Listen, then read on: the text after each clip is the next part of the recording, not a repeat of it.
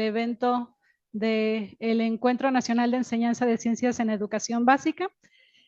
Y en estos momentos cedo la palabra al doctor Luis Antonio Salazar Olivo, director general del instituto, quien nos hará muestra de los productos que se desarrollaron durante este proyecto.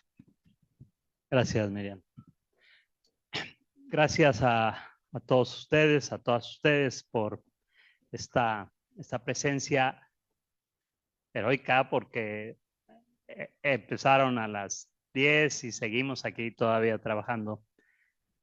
Y esto me denota a mí que el interés que ustedes tienen por mejorar su práctica docente. Eso alienta mucho. Nos alentó a nosotros al principio en este proyecto que, como les decía, patrocinó el Consejo Potosino de Ciencia y Tecnología para tratar de desarrollar herramientas que les sirvieran a ustedes en esa práctica docente, en la enseñanza de las ciencias. Y les voy a platicar muy brevemente, ya no les quitaremos mucho tiempo, les voy a platicar brevemente de cuáles fueron estos productos. Aunque, como les decía hace un rato, los productos principales que nos llevamos de esta jornada y sobre todo de este proyecto es constatar el compromiso que ustedes tienen por la enseñanza de las ciencias en la educación. Y en ese rubro, pues ese compromiso se puede refrendar, como decíamos también hace un rato, en la integración de una red que nos permita a nosotros los científicos asomarnos al mundo de la educación y apoyarlo en la medida de lo posible, y a los educadores contar con el apoyo que requieren para la enseñanza de las ciencias. Nosotros elaboramos, disculpen lo de kit, pero bueno, es la palabra más usual. ¿Qué debíamos de llamarle? Paquete tecnológico. Bueno, kit, el conjunto, el paquetito de nano para niñas, niños y jóvenes. Este paquetito, este kit de nano para niñas, niños y jóvenes, les decía yo, lo elaboramos con el apoyo del Consejo Potosino de Investigación Científica y Tecnológica, Coposit, quien nos dio un donativo para el desarrollo de estas herramientas, para la realización de este evento, pero también para la realización de diversos talleres que se llevaron a cabo en el curso de los meses pasados en diferentes escuelas del estado. En abril del año 24, por ejemplo, realizamos diversas sesiones con docentes de educación básica en Villa Hidalgo, en Cerritos y en Río Verde, con apoyo de la CEGE. No podríamos hacerlo sin ellos, porque ellos son quienes coordinan el sector, a fin de evaluar si lo que estábamos pensando de prácticas de enseñanza tenían realmente una utilidad o despertaban una inquietud en los niños y en los profesores.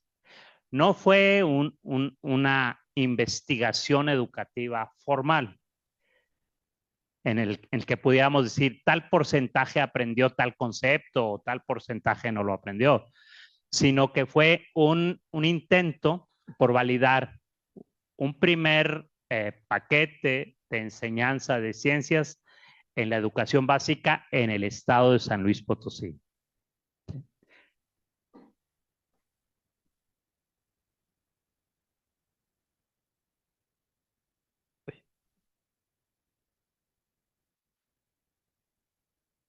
Bien, la misión de este paquete, de este kit, era o es proporcionar a niñas, niños y adolescentes la educación en el estado, así como al personal que los educa, a los docentes, herramientas que les permitieran, que fueran pertinentes para su formación integral en ciencia, promoviendo el desarrollo de habilidades científicas y el pensamiento crítico. Como escuchamos de las pláticas que se mantuvieron en estos días, Un pensamiento crítico se desarrolla enfrentándonos a la realidad. Esto quiere decir haciendo cosas con las manos y manipulando objetos y viendo cómo se transforman o cómo no se transforman y tratar de explicar por qué. La visión de estos materiales era un referente nacional que en la implementación de proyectos educativos interdisciplinarios que nos permitan avanzar en nuestras prácticas docentes, que transformen la enseñanza a través de integrando el quehacer científico en la educación básica y que contribuya, ese sería nuestro sueño dorado, al desarrollo de vocaciones científicas. Que las niñas y los niños entiendan que ser científico puede ser tan divertido como cualquier otra profesión y tan redituable también como cualquier otra profesión, ¿sí? Y a raíz de esto, de estas prácticas que desarrollamos con docentes de la educación pública y con alumnos de la educación básica en el estado, logramos desarrollar 3 tipos de manuales. Son manuales como estos que están dirigidos a la, perdón, que están dirigidos a los estudiantes de nivel primaria de fase 4, a los estudiantes de nivel secundaria de fase 6, pero también a estudiantes de nivel primaria de fase 4 de educación especial, básicamente a personas con cierta discapacidad visual. E hicimos 2 versiones, la versión para el educando y la versión para el docente. Esto quiere decir que el educando debería tener un manualito donde sepa qué va a hacer, por qué lo va a hacer, cómo lo va a hacer y que nos diga qué obtuvo, pero que lo haga, ¿no? Y que lo haga, obviamente, con la supervisión del docente, del profesor. Y el profesor, a su vez, debería tener un folletín, un manual en el que sepa por qué sería importante enseñar esas cosas, ese concepto, y cómo podría enseñarlo fácilmente. Pero no quedarnos en la teoría, sino aplicarlo de alguna manera, de forma práctica, de tal manera que el concepto pueda ser cabalmente comprendido y quede fijado en la comprensión del estudiante.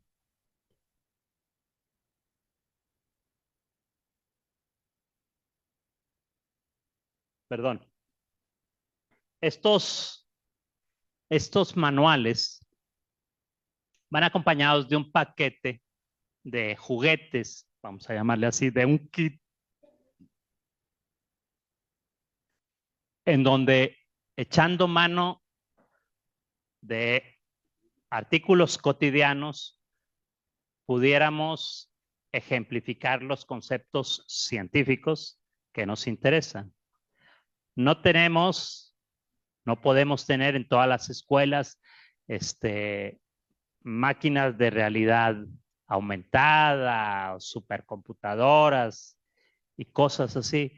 Pero lo que sí tendríamos, y eso creo que debe quedarnos claros, es la idea clara. El recurso básico en ciencia es la idea. Y el que no tenga una idea clara de qué quiere preguntar, puede tener todos los recursos económicos y tecnológicos, pero no hará gran cosa. De poco me sirve tener un microscopio de fuerza atómica si no tengo una pregunta que contestar.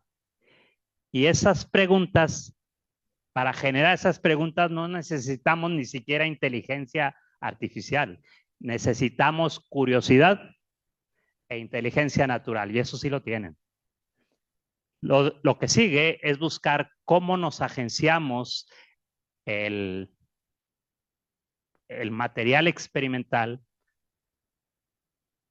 al que tengamos acceso para ejemplificar el concepto y para lograr la comprensión de él por el estudiante.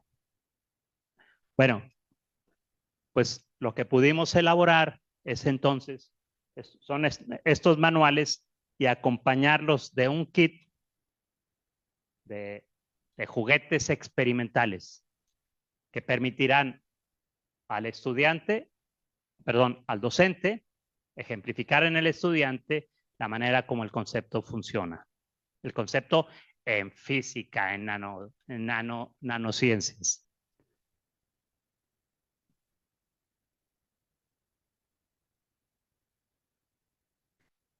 Es una descripción de uno de los manuales. Además de la portada y los créditos correspondientes, que como todo libro debe tener, y un registro ante el Instituto Nacional de Derechos de Autor,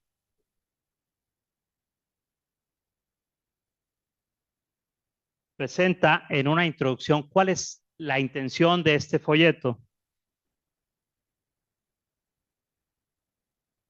¿Cuáles son los métodos o las estrategias que se seguirán en él para mostrar conceptos de ciencia en los estudiantes, en los educandos?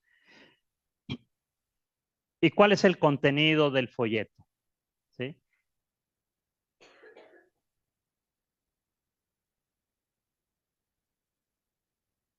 Y el contenido se describe, constan de 4 capítulos, tan solo 4 capítulos, y cada capítulo contiene 3 prácticas diferentes. En el capítulo 1, por ejemplo, en este caso, tendríamos 3 prácticas. En el capítulo 2, otras 3 prácticas y así sucesivamente. En el primero se presentan temas muy puntuales, por ejemplo, de colores a nanos, el contacto con la nanociencia y la ciencia detrás de esos nanomateriales. Cada capítulo trae entonces 3 prácticas. Y de colosales a nanos se habla, por ejemplo, de las escalas. Se presenta a los chicos las diferencias en escalas y cómo pueden asomarse a esas diferencias en escalas. Cada capítulo, cada práctica, perdón, contiene diversos aspectos, por ejemplo, una descripción muy general y luego qué aprendizajes se esperan, cuál es el objetivo de la práctica. Hay una introducción en donde se describen temas generales del concepto, cómo se plantea un reto para entender el concepto.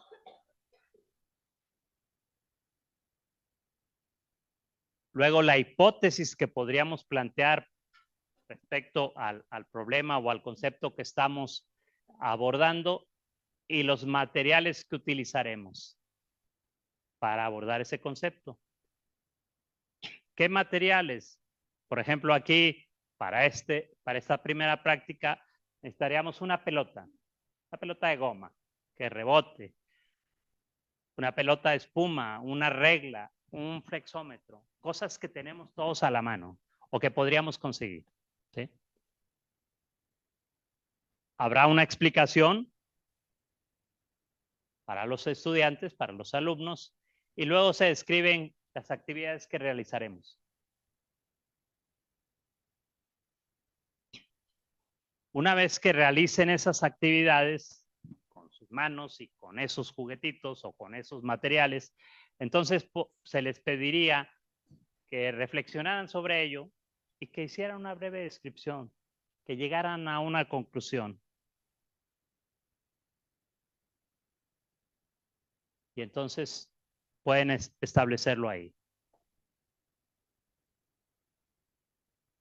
Se cierra esto y entonces hay una descripción de lo que puede venir en una siguiente práctica y luego una tabla de evaluación para el docente. Para evaluar si el chico realmente, además de aventar la pelota al compañero, entendió cuál era el concepto, ¿no? A lo mejor está bien que se lo aviente, no importa, mientras no sea muy rígida. Pero lo importante es que salgan del aula diciendo, ah, mira, ya entendí qué era este concepto de la ósmosis o qué sé yo, cualquier concepto que sea importante, que se esté considerando. Hay entonces también una autoevaluación donde el estudiante, el alumno puede decir, a ver, si realmente le entendí al profe o no le entendí. A lo mejor sí, o a lo mejor y no, ¿no? Y sobre todo que evalúe el evento educativo. Sí, me gustó, no me gustó, no le entendí, qué falló. Sí es importante esa retroalimentación de parte del estudiante. Y pues dudas, porque pueden quedar dudas con estos programas, estos proyectos. Ahora bien, estas dudas es para ustedes, no para los estudiantes, porque se le va a saturar a la doctora Miriam. Con mi agradecimiento, y siendo las 4, ¿nos ponemos de pie? Con nuestro agradecimiento, con el agradecimiento de todo nuestro equipo y del IPICIT, y siendo las 4, las 16 horas con 8 minutos de hoy, 21 de marzo del año 2025, clausuro los trabajos de este encuentro nacional para la educación de la ciencia, para la ciencia en la educación, y les agradecemos mucho su participación. Esperemos que esto sea el inicio de un trabajo permanente, porque así debe ser, en el que todos participemos. IPICIT estará trabajando con ustedes, créanmelo.